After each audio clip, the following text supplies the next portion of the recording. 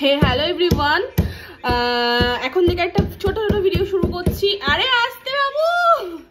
তো পুরো নভেম্বর মাস জুড়ে আমি আমার সংসারে, নিজের সংসারে থাকতে পারিনি। প্রথমে গেলাম বিয়ে বাড়ি, তারপরে নানির বাড়ি, মানে খালার বাড়ি থেকে নানির বাড়ি, নানির বাড়ি থেকে বাড়িতে এসে 4-5 দিন রেস্ট করে আবার শ্বশুর বাড়িতে টানা লম্বা থেকে এসে এখন এসেছি আবার নিজের সংসারে। 2 দিন থেকে আবার যেতে হবে। কেন, রিজনটা পরে তোমরা জানতে পারবে।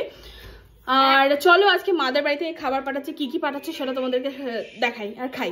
খুব খিদে পেয়েছে। কি কি পাঠিয়েছে দেখাই। এখানে 1 গামলা বাসন্তী পোলাও।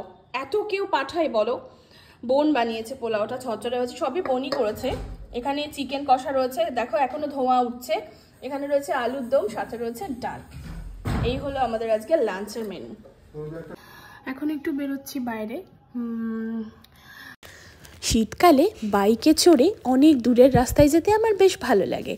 তো দেখো না, আজকে তাই বেরিয়ে পড়েছিলাম। আর এখানে মসজিদটা কতটা সুন্দর লাগছে দেখতে, মাশাআল্লাহ। এরপরে টিজিতে এসেছিলাম, এসে কিছু স্ন্যাক্স অর্ডার করব ভাবছিলাম, ওর সাথে চা খাবো। মেনু কার্ডটাও তোমাদের সাথে শেয়ার করলাম, রিজনেবল প্রাইসে অসাধারণ খেতে খাবার।